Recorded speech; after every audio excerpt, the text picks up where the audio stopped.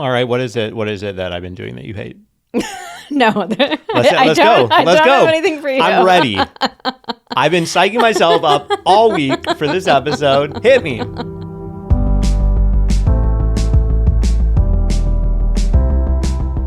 Hello and welcome to the Pillow Talks podcast. We're your hosts, Vanessa and Xander Marin. I'm a sex therapist with over 20 years of experience. And I'm just a regular dude.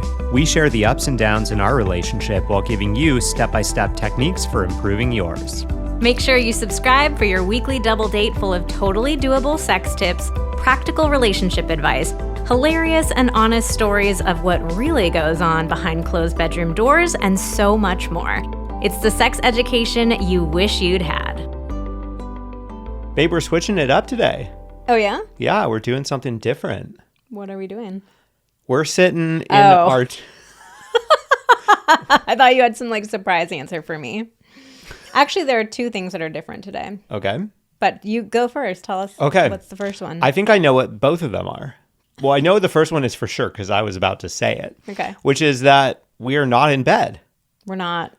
We're not in bed. We are sitting in our office in our chairs that we originally got for podcasting.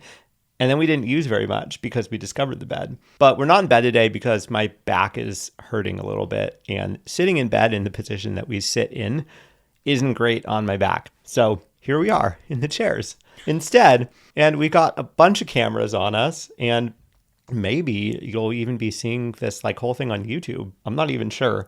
But maybe, fingers crossed, we're not sure. We'll see. But yeah, there's 3 cameras, which is kind of wild. Okay, what's the I feel very professional. Thing? The second new thing is Vanessa is wearing Invisalign. Yeah. They are not a podcast sponsor. It would be great. It would be great if they were, but I know, seriously. God, I wish they were. Call us, Invisalign, please.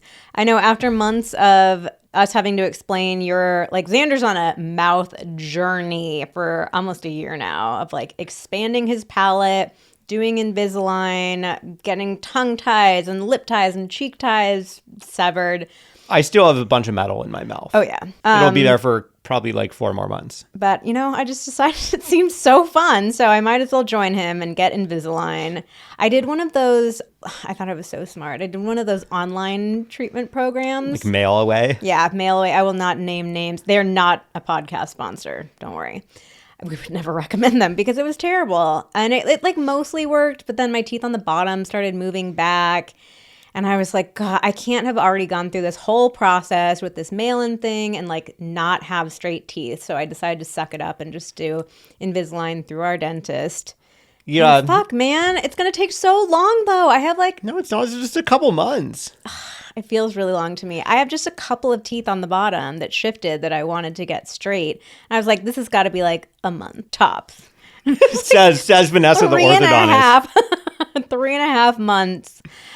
And so now I got Invisalign in and I got the little Invisalign lisp going on, which I already have a little bit of a lisp. So I can barely tell. I really can't tell. See, Vanessa is actually wearing her aligners while she records. Yeah. I am not. Should I take not. them out? Oh, yeah, you never wear them. I don't. I mean, I should because I'm supposed to be wearing them 22 hours a day, and I'm certainly not wearing them 22 hours today. But for me, I have way more of a lisp because of this metal device that is in my upper palate still that blocks my tongue. So when I had more metal before, and having that removed really helped, but still, for me at this point, I have a lisp or whatever. My speech is impacted no matter what. Yeah. Having the aligners out just helps me create less saliva, which is what causes a lot of my problems. So I have mine out. Honestly, you should keep yours in. You sound great. Okay. Well, we'll see. We'll see how it goes. I might end up taking them out in the middle of the episode. But today is a really fun episode. The premise of this episode is, what do you oh boy.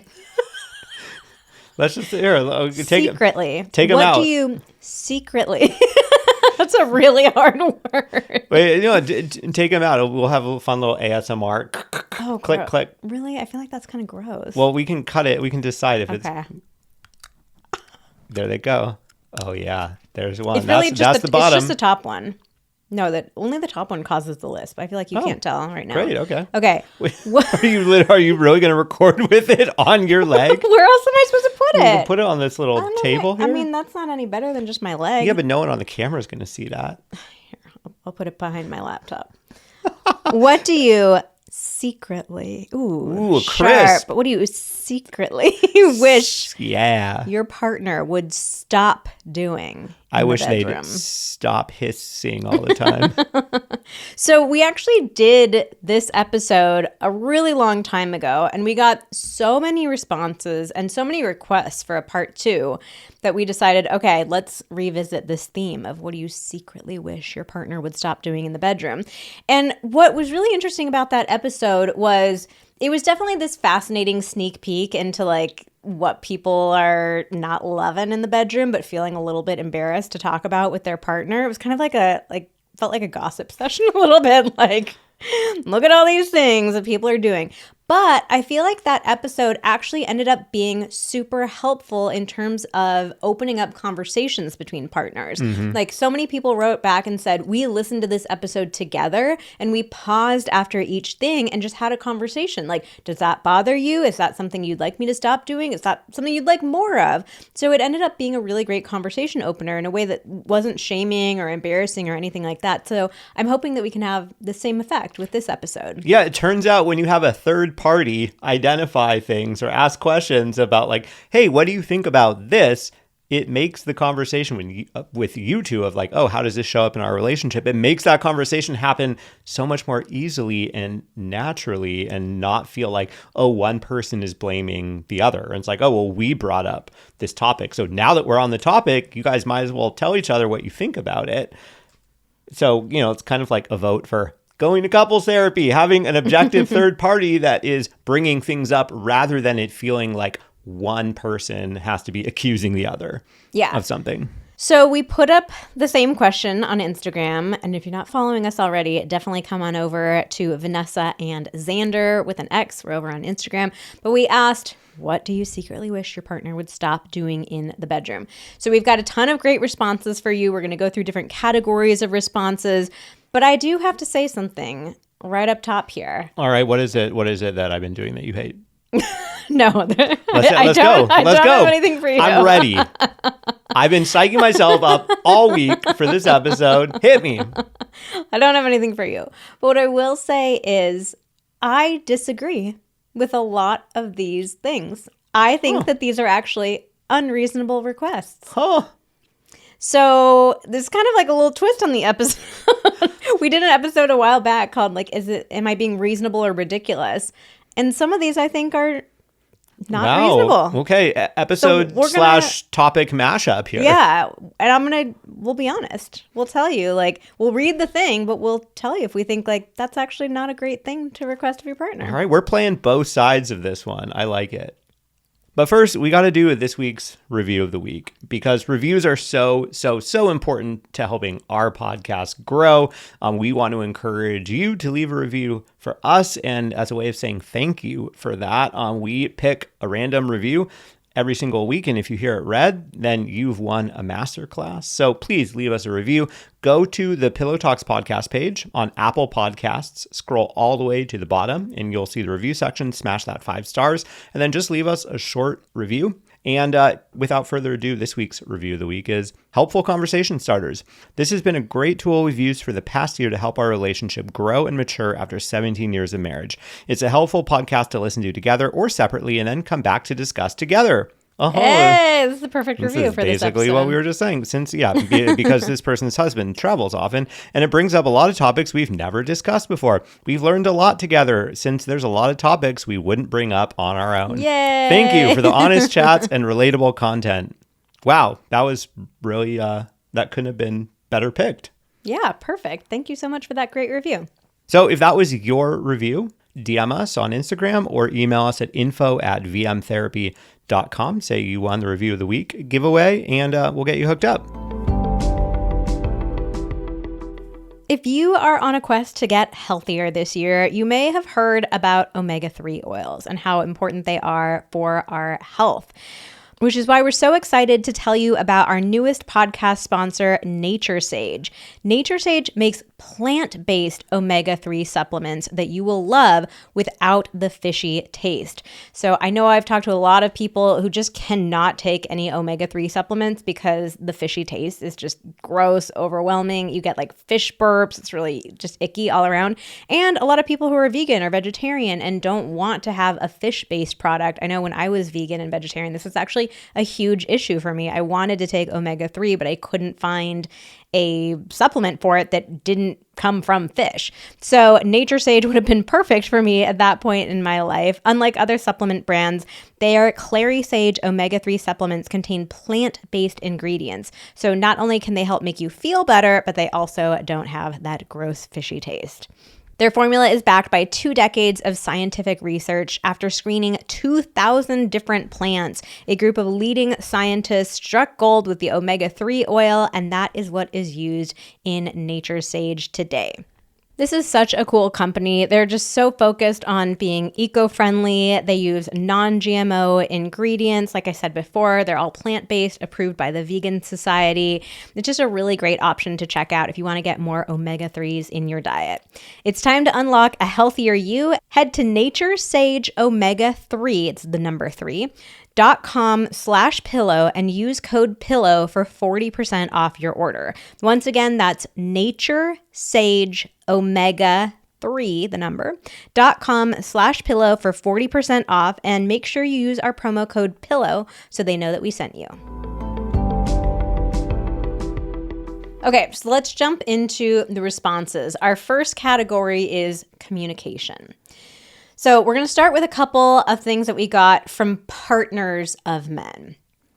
First one was trying new things in the bedroom without discussing it first. Oh, so this is, so to flip this around, as we're saying, this is from partners of men. So this is like my man just tries shit with me without discussing it, like little slipping it in the bee.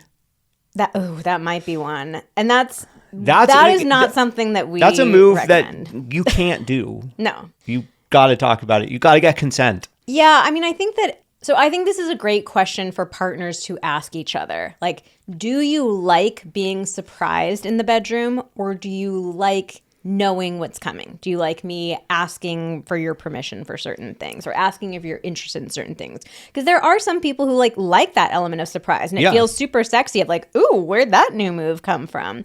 So I would definitely recommend all couples ask each other that question.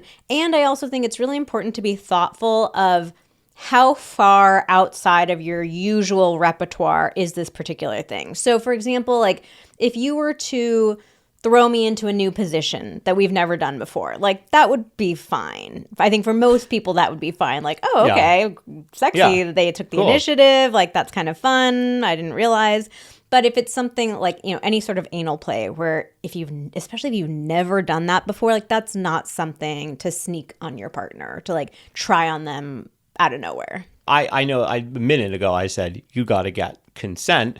It's not necessarily that you have to ask for consent for every little thing that you're doing. That's why we're saying have this conversation. And this is a means to opening up a conversation of like, what types of things do you feel like you want to make sure I ask consent for? And what types of things do we kind of give each other a general like blanket consent for? And, like Vanessa's example could be like, oh yeah, like sex positions. Yeah, totally game on. Like you want to throw me in a position? Like, yeah, I'm game to try. If it hurts, I'm going to let you know.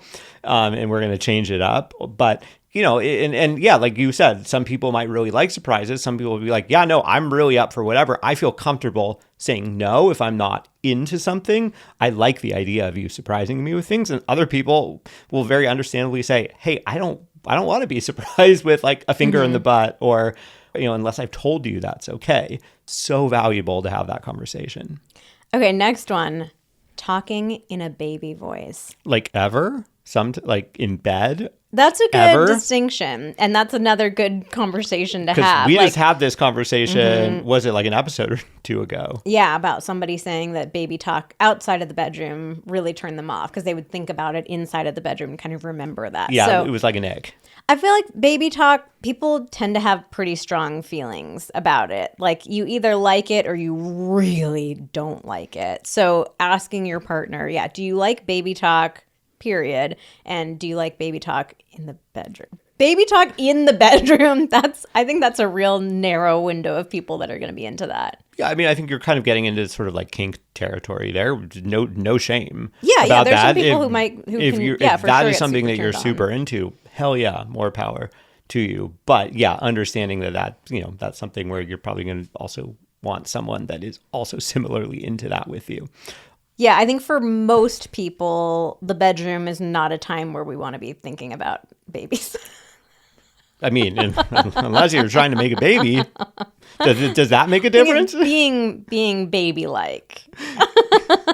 Yeah, okay, fair. All right, so this one seems pretty reasonable to me to be like, hey, this is something that I am not really into. Oh, yeah, whether for it's sure. in the bedroom or just in general at all. This to me is very similar to like pet names, I think, where it's like, yeah, if there's a certain pet name that your partner is using and you really don't like that, you have every right to say, please don't call me that. Mm-hmm. Like, I'm not into that. It doesn't feel cute. It doesn't feel sexy.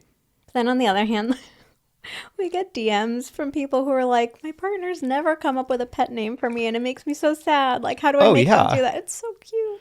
Yeah. So call your partner a pet name until they tell you not to. Okay, next one. Stop asking if I like what he's doing when it's pretty clear I do. The use of the word pretty is interesting. This one is really how clear is interesting it? to How me. clear is it really? No, first I want to ask you, like, as a man, if I were to tell you this, if I was to say, stop asking me if I like what you're doing, like, it's pretty clear that I do. What's the reaction that comes up for you?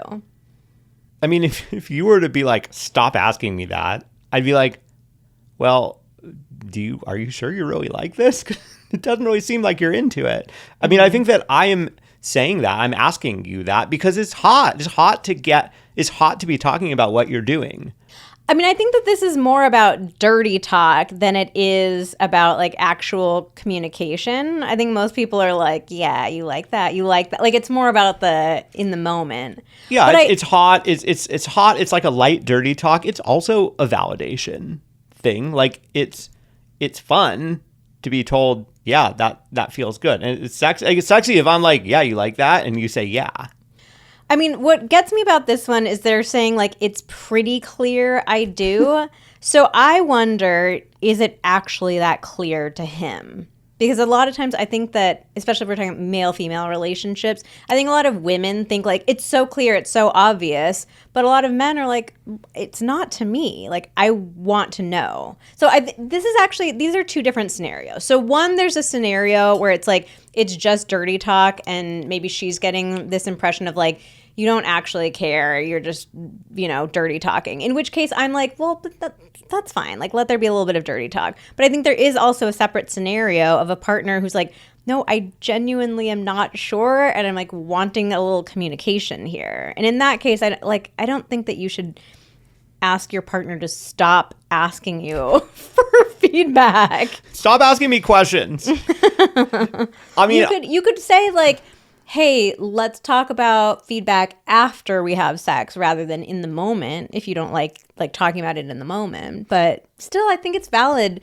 for somebody to know, like, hey, do you like this? Is this working for you? I think that's good communication, not something that should be discouraged. yeah, I mean, I think what's happening is one of two things. Is that the person who wrote in about this, the person that wants their partner to stop asking them if they like it, I think that either they are taking his question way too literally and being like, stop checking in. Like, he keeps checking in. Like, is he doubting that I'm liking it? They're taking the question so literally rather than thinking, oh, it's giving them some like kind of sexy satisfaction for me to communicate with them about this, to say, yeah, that's hot. I like it when you do X, Y, or Z. Either they're taking the question too literally and they're like, oh, it's like a turn off when like you're constantly like, oh, is this okay? Is this okay? But it's like, I don't think that's what the question is. If the person is saying, is this okay all the time? I could see how you're like, okay, like enough already. Like, let's just do it. But if it's more of a dirty talk thing, then that's a totally different story. Now, on the flip side, I could see if this person is like, you talking to me, whether it's talking dirty, whether it's asking me if I like this, whether it's whatever, is interrupting my ability to like enjoy the moment. I need to really concentrate in order to reach orgasm or something like that. Then that is totally valid. I would say, though, that the feedback shouldn't be, hey, stop asking me if I like this, and rather, hey, for me, I'm finding that like in order for me to get from point A to point B, I need to be quiet, or I need sort of like subtle introspection. I mean, this brings me back to like when you and I were first starting to have sex, and we had a conversation about like, you know, you would get kind of quiet as you were getting closer to orgasm.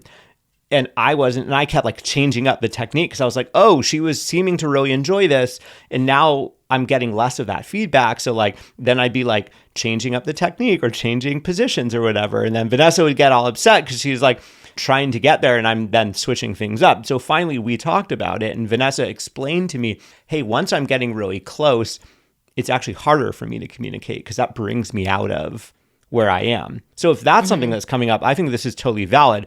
But the feedback shouldn't be stop asking me this or that. It's more of a, hey, I'm like, you're distracting me when this is happening. And like, I would love for us, once we get past a certain point, or maybe after I say something, that like we kind of get into a more like quiet zone so that I can get to where I want to go.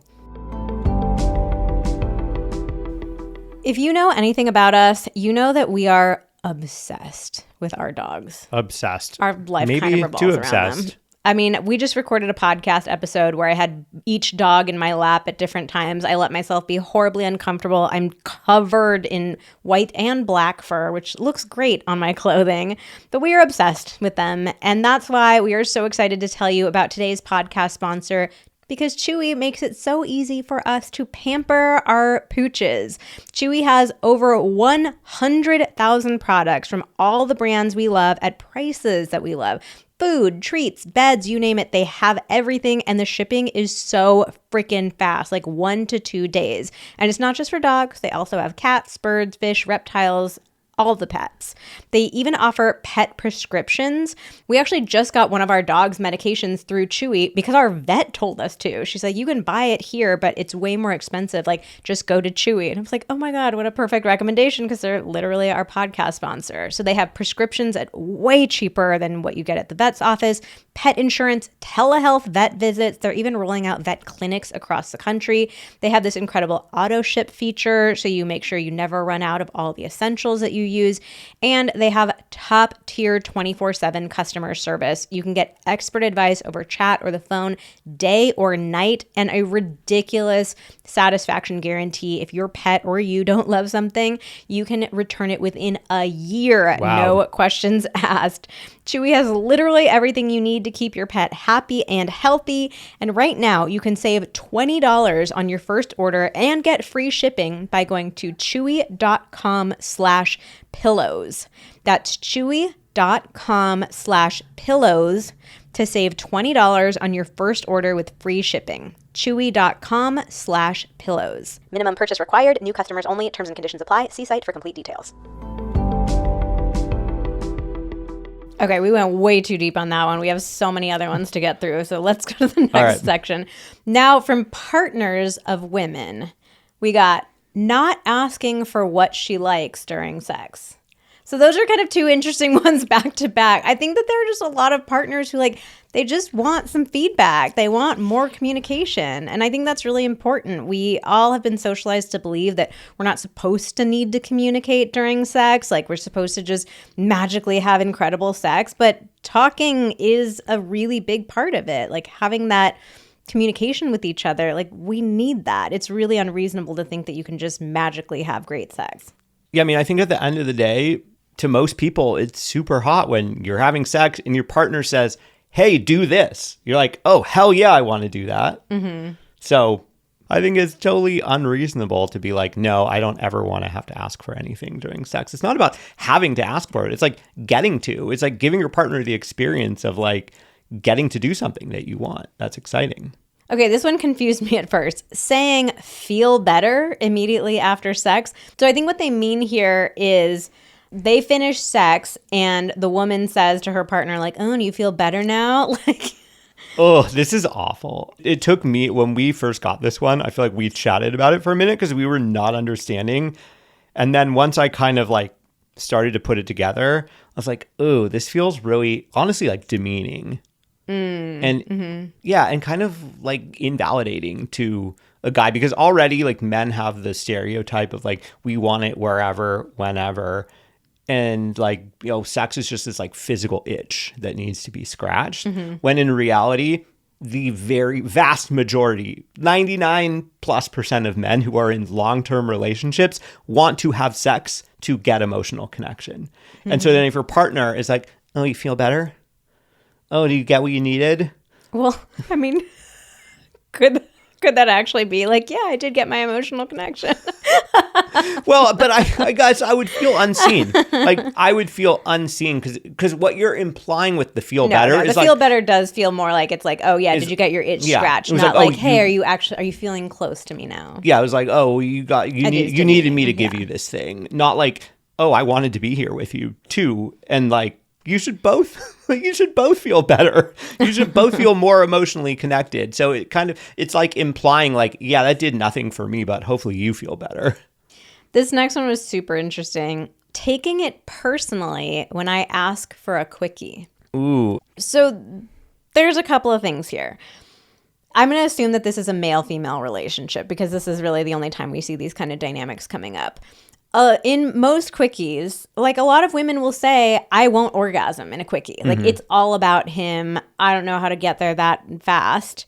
So if you're saying, hey, want to have a quickie, and what she hears there is, hey, I want to have an orgasm and you're not going to get to have one, I totally understand why she would be taking it personally. It's like, yeah, cool. Sounds great for you. But like, what's in it for me, bud? Yeah. So the first question I would ask this person is, in your relationship, do you know if your partner is able to have an orgasm during a quickie? Like, are you guys locked in on what you each need to do for each other in order to have a quick orgasm? If you're not sure about that, I can almost guarantee you that when you say, I want to have a quickie, she goes, oh, great, he wants an orgasm. I'm not getting one. Yeah, exactly. Okay, But I do want to say that it's not that quickie equals orgasm for the man, no orgasm for the woman. There are plenty of techniques and things that you can do and work on together so that you can both have orgasms during quickies. We might have a little more to say about that in a little bit. Yeah, but I just wanted to throw that out there because I know for many women, especially listening to this, that might feel unattainable or unachievable, but it absolutely is possible. I mean, just in our sex life, we've worked on this a lot, and we are very good at getting down to business now. And in the beginning of our relationship, that was not the case. It took us a long time to get you there, and it would create some strife if it was like I didn't get like I came a little too fast, and then it's like so. Anyway, I just want to say this is totally possible. It just takes some intentional work, which is really fun and pleasurable too. Next category was kissing. Kissing loudly. Ooh, I don't like the loud kiss. This is kind of a either. problem for us right now. We both have Invisalign, and I know take me out of it. This is more about your expander than my Invisalign. I have a problem. I wouldn't say you're kissing loudly. Well, I do notice that issue. I get a little extra saliva. That's your main kissing issue. That is happening because of this shit installed in my mouth. And the more saliva I get, the more likely it is for some smacking to occur. And that's not fun. Biting my lip. Oh, well, okay. That's very fair. I think that biting the lip is sort of like a move that some people I think it's super hot. have. I'd be so sad if you weren't into that. Really? I feel like I when I heard you say that, I was like, oh, I should start biting your lip. I'm not aware that I do. Yeah. from time to time. I give it like a little suck maybe, but not okay. We'll see if you really like a bite. I like it more than you do, I think. Okay. But it's definitely something that I enjoy. But hey, taking a mental different. note. Great. I snuck a few in here. Oh, smart. No, I mean, everybody gets to have different preferences. If you're not into lip biting, that's fine. But again, great conversation opener with your partner. Do you like lip biting? Yes. Yeah. I feel like these are like these, very specific techniques. And yeah, it's totally fine if one of them you're not into. And just like, hey, like, let's not do the lip biting. Or like, oh, like another great example would be, I don't know, like neck kissing or something. Many people love neck kissing. It's a very sensitive area, but if you're like, that's super ticklish to me, and I don't enjoy that. Like, yeah, like it's totally fair to be like, no, I'm not into that. Sucking on my tongue. Oh God, that literally gives me the shivers. Sucking on your tongue. It doesn't give me the shivers, but it just feels like something that we've done to each other jokingly a couple of times, and it's kind of gross for us. Yeah, I feel like my hunch is that this came from some sort of smutty novel. Somebody read it somewhere. Because I have read, like, sucking on my tongue or, like, stroking the roof of my mouth with his tongue. And I'm like, please who is writing this? I'm joking here. Like, everybody has, again, every body is different. Everybody has their own personal preferences. If you like sucking on the tongue, you do you. Good for you. I'm not even sure I could reach the roof of your mouth. Really? Like, is my tongue that long? My tongue's not that long. I did get my tongue tie released, so it's probably a little more dexterous than it was before, but I think most people don't enjoy sucking on the tongue. I don't think I can. Yeah, I don't think you could bend it up enough. Well, you're kind of leading us right into the next one. Sticking his tongue in my mouth so far. You guys, okay, my perspective on kissing is you should be meeting in the middle. Like this is it's like the neutral zone in football. like the O line and the D line line up, and there's like a half yard in the middle. That's the neutral zone. You're not allowed to. Well, in this case, you are allowed to cross into the neutral zone, but it's really just like, yeah, it's like we meet each other in the middle. Because what is really you go further than the middle. You like a deeper tongue penetration. When I penetrate you or when you penetrate me? When your tongue is in my mouth. You go a little deep. Not too deep for me, but you definitely go deeper than meeting in the middle. My preference must would just be because your tongue's not there. So I'm like, hey, where are you? Where'd you go? Gotta follow up. Maybe you should maybe the question should be, okay, let's imagine like a 1 to 5, where 1 is like the front of my lips and 5 is you're hitting the back of my throat. Where do you want the tongue to be? I want like a 1.5. 1, 2. Why do you say you should have done 1 to 10 then, and then you could have said 2? Why do you pick a range where you had a half number? I don't know. I haven't thought of this before. Okay, let's move on. Next category is initiation. Not verbally communicating that he wants sex. Yeah, that's not cool. I mean, every now and then, if I don't know, I think that's a preference. Some people prefer we talk about this in our initiation styles model. Like some people prefer a more physical initiation. Like I just want you to kiss me out of nowhere. I just want you to grab me. I want you to throw me against the wall. And some people are like, fuck off. Like I want to hear that with your words. I want you to explicitly say, do you want to have sex with me? Yeah. So yes, I totally agree with you. If you are both people that are into nonverbal initiation, then fuck yeah. All the nonverbal initiating that you can do it. I do think though that initiation, especially some challenging dynamics come up because many people don't feel comfortable initiating verbally because they are embarrassed or ashamed when it comes to initiation, or they're so worried about rejection that they do these sort of like, the boob honk type, like jokey physical initiations that they can then have plausible deniability later on when you're like, oh yeah, no, I wasn't trying to initiate. I was just grabbing your boobs. I was just joking. Like I was just being a dumb male horn dog or something like that. When there is never any verbal initiation, and it's clear that that's because, you're scared or nervous or uncomfortable with it, or you're trying to avoid the vulnerability, that creates a lot of problems. Yeah. I think everybody should be comfortable initiating sex verbally. I think it's important for us to talk about sex openly. And I think learning your initiation styles and talking to each other about like the specific ways that you like to be initiated is really important. A couple of years ago, I made a really terrible discovery. I am a nighttime teeth grinder. So am I. And so are millions of Americans. I was actually really embarrassed when my dentist first told me about it, but he's like, don't worry, like literally everybody grinds their teeth at night. Yeah, you can't really control it. But what he told me is like, you need to start wearing a night guard. Like you're going to destroy your teeth if you like don't wear a night guard. Oh yeah, it took me years to believe my dentist, and at that point I had irreparable like gum recession. Like it damages you, and I wish that I had listened sooner. And it can even cause things like jaw pain, headaches, eroding your enamel, even broken teeth. Like it's really bad. So the solution is to protect your teeth with a mouth guard. But here's the catch. Mouth guards from the dentist can cost you around $500 to $800.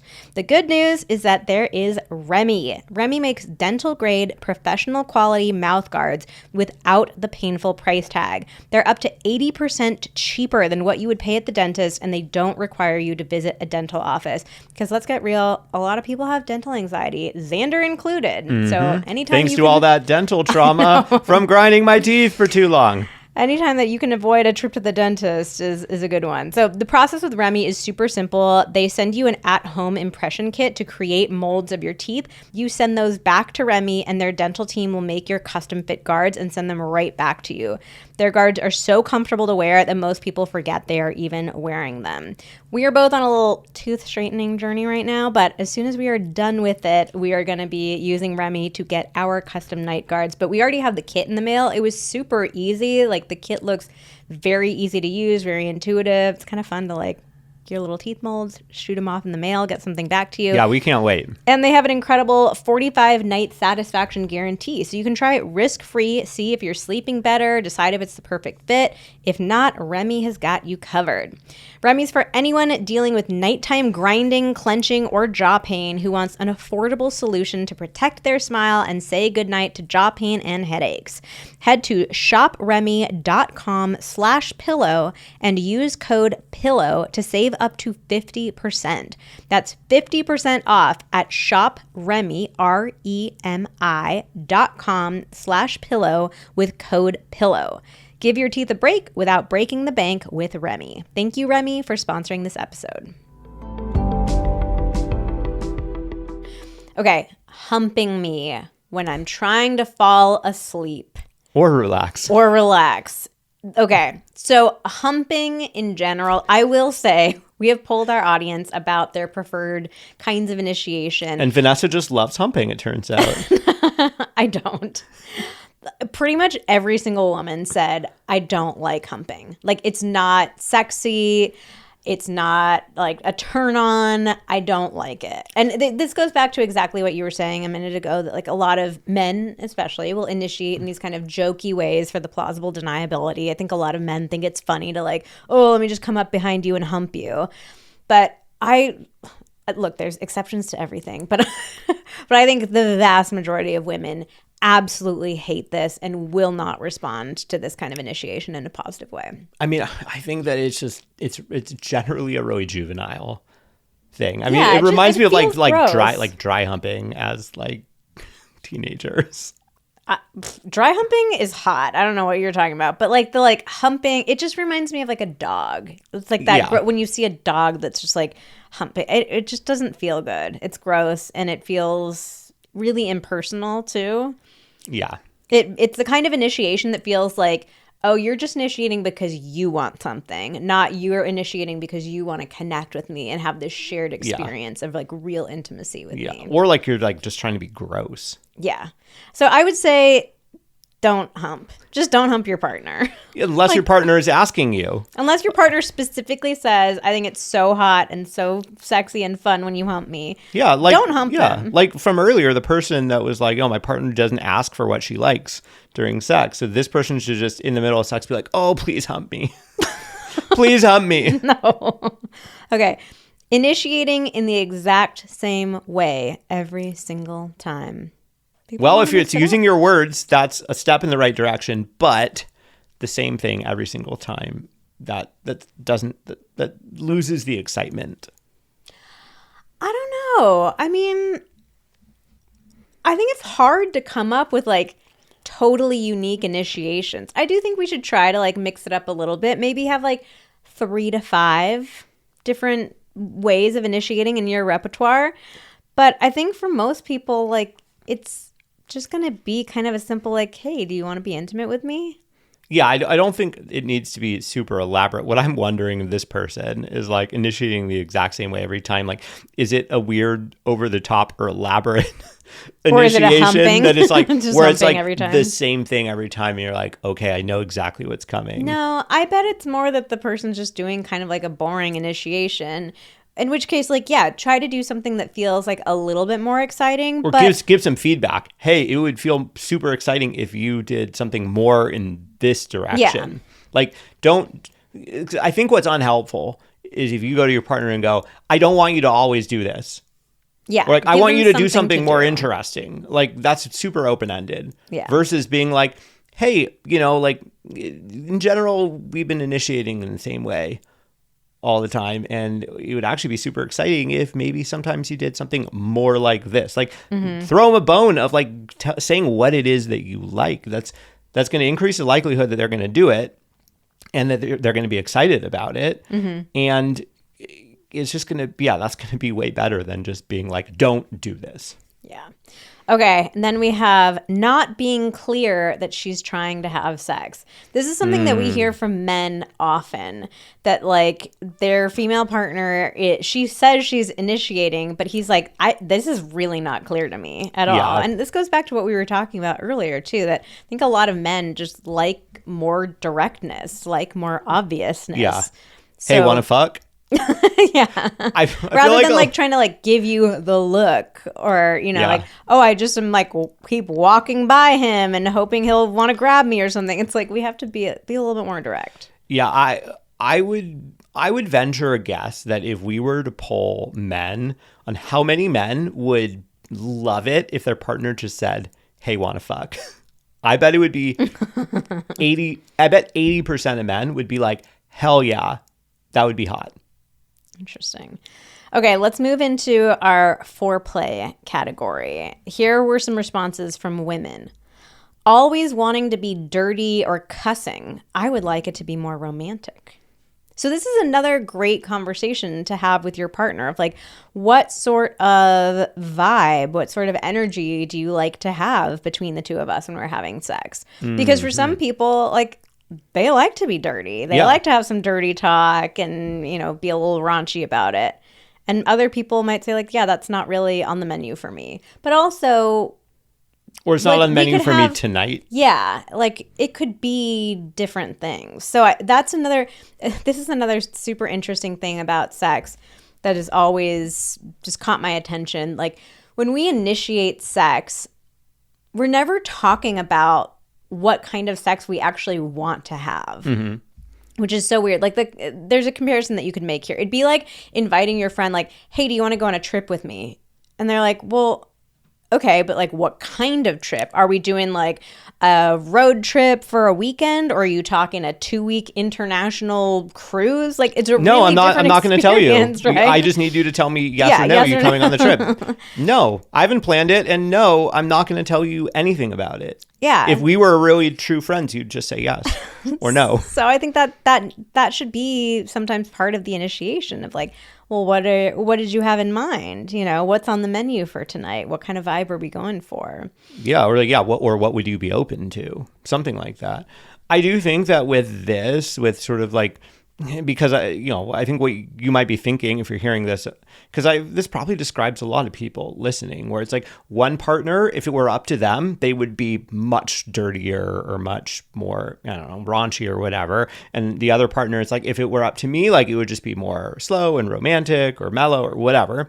And so I could see how it feels like, oh, well, if this is your situation and one partner really would prefer A and the other partner would really prefer B, like how do we mesh those two? I mean, a couple ideas. Like one is, the person that initiates maybe takes a bit more in the lead of, sort of like going with their vibe. Though you have to have a conversation about that so that both partners know, okay, well, like, if the more romantic one initiated, then as the person receiving that initiation, okay, I'm going into this in a more romantic vibe. Alternatively, I mean, you could talk about what your experiences are like with those different approaches. It's like the thing that comes to mind for me about the sort of like more dirty vibe or whatever is like, that can be, sometimes that might feel a little like disconcerting or coming out of nowhere right at the beginning versus like once we actually get into the moment and we're starting to have sex and we're starting to get more excited, often our idea of what sounds good starts to open up, like once we're really feeling it. And then all of a sudden it's like, something that's a little more energetic or maybe a little dirtier all of a sudden does sound good. But at the beginning, before like the engine is revving, like that doesn't feel good. And so, this could be a situation where it's like, hey, actually what I've found is like, hey, I need it to be kind of slow and romantic as we start out. And then once things start ratcheting up, like I'm open for it to get a little, us to like the dirty talk to start flowing or whatever. So I just think that's like a really valuable conversation to have. Cause like, yeah, I know for me is like, for us, it's like once we've gotten into it, all of a sudden, like we're both feeling spicier, but it's like right at the very beginning, I'm not usually like super dirty, like. I don't know. Sometimes you are. Whoa. Okay. TMI. Okay. Wiggling my boob back and forth. But what even is this? You know what this is. You've done it from time to time. Show me with your hands. No. But like. Yeah, like that. Yeah. This has got to be from a woman who has a male partner. I think men you guys are just really fascinated by boobs and you just want to jiggle They're them. awesome. But jiggling doesn't feel great sometimes. You like to jiggle my dick and my balls sometimes. So you should understand. But I think most people don't love the wiggling. It feels juvenile and immature. When I want to like jiggle your balls, it's definitely immature. Yeah, I mean, I will say is one, if you try to do this not during sex, like you are probably not going to be having sex soon thereafter. Yeah. If you're doing this like in the middle of sex, like, and your partner is not specifically told you they're into that, like probably you're going to be taking things down a notch. I think in general, and again, this is the perfect point to pause the episode, talk about it with your partner because everybody is different. But I will say in general, I think that women like much more gentle like strokes and caresses of our bodies. Yeah, so like, pause and look. How do you feel about boob play? What is your experience of having your breasts played with? What do you like? What don't you like? I think most men would do them well to start off like a lot slower and a lot gentler than you would think. And then you can build up the pressure, like build up the speed or build up to doing more types of stuff. But I think, again, very general advice here, but I think if you slowed it down and got a little more caressy, that would be a good thing. Okay, from men, we had playing with my balls. Turns out neither of us like the jiggles and the wiggles. But I didn't know, was this a jiggly wiggly kind of thing? A jiggly wiggly? I understand that. Or is this somebody saying playing with my balls, like actually in a sexy way? Because like, I think there's some really good ball techniques that you can do. Obviously, I don't have balls, so I don't know, but you have seemed to really enjoy ball play. Yeah, and when done right, it's a real nice addition. It's a real nice addition. Good conversation to have. Okay, this is where some really interesting responses came up. I'm going to read a couple of them together. Here are 3 different responses. Stop being so nice. It's okay to fuck me. acting like he's in a porno, and pounding too hard or too fast during sex. Sounds like you got a real problem on your hands. Well, these are People, 3 different responses. I know, but I'm saying... It's like, stop being so nice, fuck me. And then it's like, stop fucking me. Be nicer. Be nice.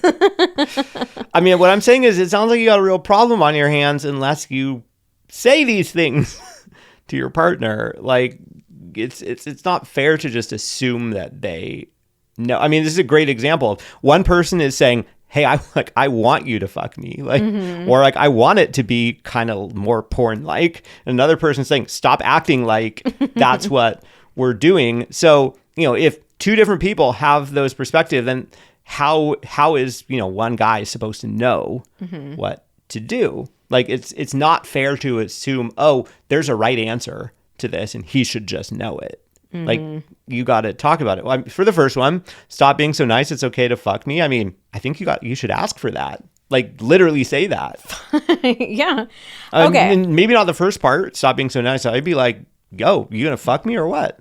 So it's a good conversation overall to have. Like, what kind of vibe are you going for during sex? But also in individual moments too. Like, there might be a specific day where you're like, yeah, I want it to be more slow and romantic and gentle. And there might be another day where you're like, I want you to just fuck the shit out of me. So like, you have to communicate those things. You can't expect your partner to read your mind and know. Now, all that being said, there you go. All that being said, I think if we want to give some general broad brushstrokes advice here, what we do hear very often in male-female relationships is that women in general tend to want things to be slower and gentler. So don't assume that you're going for porn. I do think a lot of men have watched porn, and what you see, like what we really need to recognize is that sex that you see in porn is designed to be maximally viewable, like action. There's got to be a lot of action and visuals. And so if you're doing this like gentle, like slow grinding, like you can't really see anything, right? But when somebody's like pulling all the way out, thrusting all the way back in, they are going for it. Like, you're seeing that movement. It's more visually appealing than like a little gentle rocking motion, right? Yeah, I think the way that most people have sex, if you were to film it, even if you were like get really right up close there and film it, like it wouldn't look like a porn. It wouldn't look like that much is happening. It feels like a lot more is happening than what it looks like. But the problem is so many men have watched so much porn that they've gotten it into their heads of this is what sex is supposed to look like. This is what she wants. The harder, the faster I pound at her, like the better. And in general, most women tell us, I don't like it that hard. Like, it hurts. It's uncomfortable. It doesn't feel good. Like, I want to feel him closer to me. I want him to slow down. So just like I was saying earlier with like more the gentle caress type of touch, I think that the average woman really wants sex to be slower and gentler and not this like jackhammering motion. So it's probably fair to to assume that you should be more in that direction unless you're told or requested or asked otherwise by your partner. But again, like, this is why it's so good to have these types of conversations, because everyone has their own preferences around how they like to have sex, how they like to be fucked, how they like to fuck, like all of that. So we're saying fuck a lot in this episode. Okay, next one is talking during sex. Like, stop talking. I think that is an unreasonable request to make. Yeah. We've talked so much already in this episode about how important communication is during sex. And I don't think it's reasonable to tell your partner, stop talking. Now, it may be an issue. There are sometimes some people are talking like the whole time, where it's like more of a dirty talking thing rather than a like, hey, do you like that? What do you want to try next? Can we do this position? That type of thing. Some people have other non-sexual conversations too. Oh, we have heard of that. It's like, okay, hey, so tomorrow, like, let's run through the schedule tomorrow. Like, oh my God. I'm not into that personally. That I would lose wood. I would lose my erection, I think, if we did that. But maybe other people get off on that. Okay, so yeah, I don't think, like, if your partner is just maybe dirty talking the entire time, or they're trying to talk to you about the schedule the entire time, I think that's okay to say like, hey, let's chill a little bit. Let's dial it back a little. Dial it back a little bit. But I don't think it's reasonable to say don't talk to me at all during sex. I want people to communicate more during sex, not less. For sure. There was also a semi-related one where somebody said using questions as dirty talk. And this is actually a really niche little piece of advice that I have here. I don't love questions as dirty talk, because I think what it does is it pulls you out of the moment and kind of puts you on the spot. So a great example of this is like, what's your fantasy? That's not good dirty talk. Yeah. It's just like, you're like, wait, what? I don't know, like what we're doing. It's just too hard to like try to think of an answer in that moment and like how you want to say it and what you want to say and all of that. It's too much. But, you know, we talk a lot about like giving options. So would it be okay to be like, oh, like you want me to, you know, throw you on your back, or, you know, I don't know, lean you over this chair?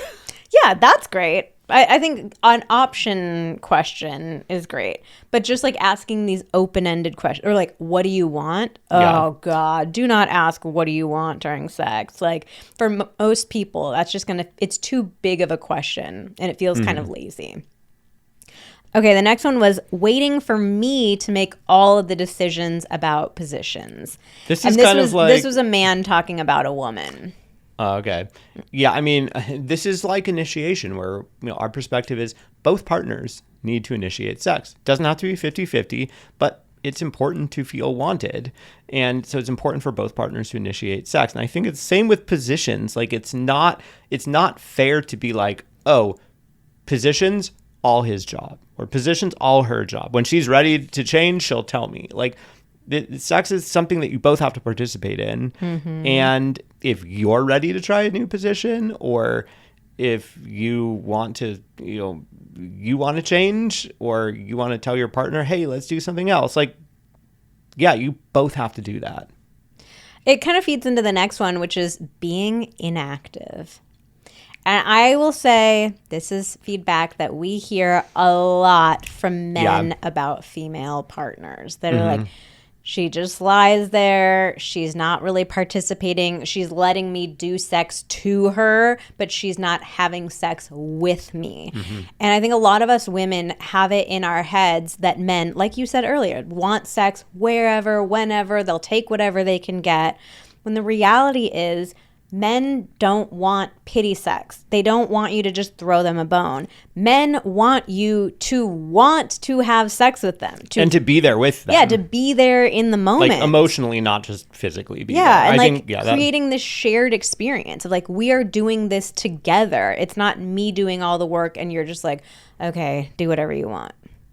Okay, I know that we have shared a lot about what not to do when it comes to intercourse, but stay tuned a little bit longer because we are going to share some very special tips on how to do more of what your partner loves and secretly wants you to be doing.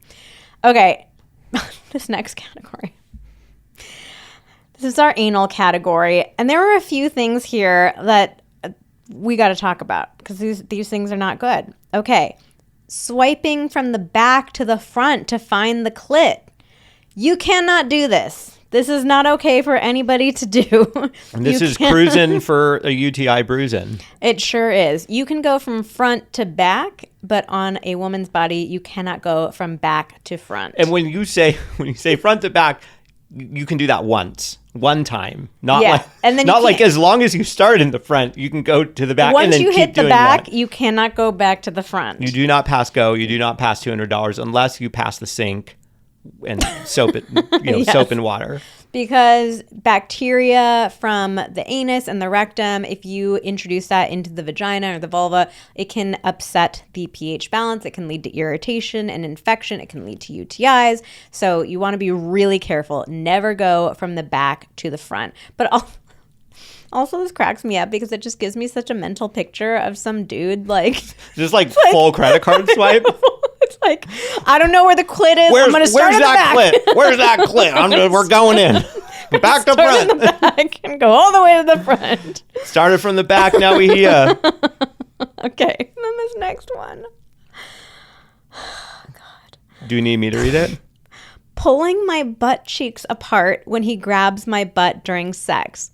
It hurts and has caused anal bleeding. Wow. You cannot not talk about this. The prompt for this was, what do you secretly wish your partner would stop doing, but you haven't told them yet? This can't be a secret. This can't be a secret. It pains me to know that there is someone out there who is suffering from anal bleeding from their partner ripping their butt cheeks apart during sex. That sounds so painful. Bad. So Talk painful. to your partner about this. Do not let your butt bleed. Please, people. I got nothing else to say about that. Okay. Finishing and aftercare. Okay, from women, we had telling me that I'm about to finish. So this was like a dude. Her dude partner is telling her, you're about to come. So, okay. One, maybe that if you're doing like a power play type of thing where it's like orgasm control or he's dominating you or something and it's like, oh, you can't come now or like now you can come. That could be hot. But I think in general. I'm trying to think through all the ways that one could say this. Yeah. In general, I would say like, don't tell a woman you're going to come. You don't know. You're about to. Oh, you're I'd so be like, close. you You're don't know so me. close. You don't know me. You don't know what you're talking about. I think it's one thing if you're like, oh, I want you to come so bad or something like that. Or, talking about how hot it is going to be when you come or how I'm so excited for you to come. That's fine. I hope that's not what the situation is here. And this person is like thinking that implies that they're saying you're about to. But if it's some weird, oh yeah, you're liking this so much, you're about to come. Okay. That just puts you that puts your partner in a shitty position because then they either have to just be silent and not acknowledge that you said something, or they probably feel like they have to lie to you, like, oh yeah, I am, but you're not. And if that's the situation they're in, calling attention to that is only making them further and further from getting there. You're just creating a situation where your partner is likely to sort of like white lie to you, or fake, and just you're creating a bad situation. Trying to make me have multiple orgasms. One is enough. This is another really great conversation that honestly every couple should have. Because I think, and I would be willing to guess this is a male partner. I think that a lot of men like get excited about the idea, like going for multiples, or they think, multiples are better. Yeah, more is better, right? Yeah, like I can say from personal experience, I don't like going for multiples. Like I can, but for me, I feel super satisfied after that first one. And the first one for me is always the strongest. It can be different for other people, but for me, it's like, I don't want to try for more. And if I did, like I can ask for that. But in general, every couple should talk about this. So is the experience a bit like, then you put in the work to get that second one and then it's like not really as good. Yeah, and so it's you're like kind of not left. as satisfying. You're kind of, it's like you have a really great dessert and then you have a bite of a really crappy dessert and you're like, oh, like should now. have stopped after the first one. Should have stopped and left this really nice taste in my mouth all night. I know I am 100% guilty of this early in our relationship because honestly, as a guy, it's like, it's intriguing and exciting, like that we're capable of it, that you're capable of it. I'm so jealous of that. Like, God, I wish that I could have multiple orgasms and have no refractory period. I so wish that. And so it's like, it's cool to be like, okay, well, the next best thing I could do is give that to my partner. But yeah, it was once we had that conversation that really helped clarify to me, oh, okay, like one is enough. That also like did end up, does take some pressure off because it's like, okay, cool. Like once I see that you're getting close, I can just let myself go rather than, being like, at least for me, when I see that you are getting close to having an orgasm, it's very hard for me to not. Like it's just exciting. And so, in the past when I was like trying to go for multiple orgasms for you, I'm like, you're getting there and you're really loving it. And I'm like, don't come. Like and that's like, creates not the greatest experience when you're trying to like disconnect from your own body so that you don't have an orgasm. Yeah. And so, for me, it was just like, oh, okay. Yeah, that's really great. It's really great to know that. And now I can just be like, okay, cool. Like this is the timing that we're on. Once I see that you're starting to get there, like time to go. Okay, and here's our last one. This was from a man. Making me get off of her right away after I finish. Oh, he wants some aftercare. I know, I want to just like be able to have a moment. Connect. My suspicion here is that this is a woman that is like somewhat paranoid about UTIs and is like, get off of me. I'm going to like, I need to go to the bathroom and pee right away or something like that. I mean, I do think women have to be more thoughtful about cleanup in order to prevent UTIs. And there are definitely a lot of women who will get like they'll really get a UTI if they don't get up and clean up right away. So I think being able to have that conversation, you know, being able to express like, hey, I'd love for us to be able to like linger in that moment afterwards during sex. That's actually feedback that we hear a lot from men of like, the closest I ever feel to my partner is in those moments, like right after sex. And a lot of women don't recognize that. And they're like jumping up to clean up and, you know, move along their day, get to whatever is next. So it's a really great opportunity for more connection. And even if she does need to get up to like, hey, I need to clean up. I need to make sure that I, you know, go to the bathroom, prevent that UTI. You could still come back into the bed and stay together and cuddle and talk about it and all that. Yeah, I think it's really important to have this conversation. I think that for the vast majority of people, the difference between like 0 seconds afterwards and like, you know, 10, 20, 30 seconds afterwards is like really not any difference in your likelihood to get a UTI. We're not like, the research is not even clear on whether going pee right after sex markedly decreases your chance of getting a UTI. It's unclear. But that being said, if you're like, hey, I have a history of bad UTIs, this is something that I feel like I need to do in order to, you know, protect my health. I do think that it's fair to be like, so here's like, you know, here's what I'd like to do. I'd like to be able to jump up, but then I'm committed to coming right back and, you know, cuddling or whatever it is that's going to feel good. I think that it doesn't, but yeah, without having this conversation, there's no way for you guys to come to an understanding of like what it is about the aftercare that feels good and figuring out, okay, how can we have the aftercare and have both of us feel okay about it? It could, you know, if it's not like a UTI or health thing, and you're like, you know, it's more about the mess and like, okay, if I have like a couple seconds where it's like I can get to the bathroom without it leaking everywhere or whatever, if it's something like that coming up for you, you could be like, you know, hey, I would be open to us spending more time together if, you know, you, my partner, like had maybe a towel ready beforehand and you could help clean me up, because it's like I don't enjoy, you know, having to waddle to the bathroom and, you know, making a mess everywhere or something like that. So it's like, I think this can be a negotiation, honestly, where it's not, it's like, how can we make this work for both of us? How can you support me in getting what I need from a cleanliness or health perspective, and you get what you want from an emotional connection and to be clear, sex is not dirty. We don't have to like clean up from a hygienic perspective. No, we're talking more about just like the peeing afterwards to make sure you don't get a UTI. Yes. All right. Now, we know that hearing all of this might have you feeling a little self-conscious. Maybe you're thinking like, oh, no, I have definitely done some or a lot of these things. I've done some of these things. Yeah. Okay, don't worry. First of all, you're not alone. Because I did it. We all make mistakes in the bedroom. Good news is, though, that we're not here to shame you. We are here to help you figure out what to do right. And that's exactly why we created the Ultimate Sex Guide. We know how awkward it can feel when you're wondering like if you're doing things wrong or if your partner is secretly wishing that you'd change something up. So we've put together a guide that takes the guesswork and the stress out of improving your sex life.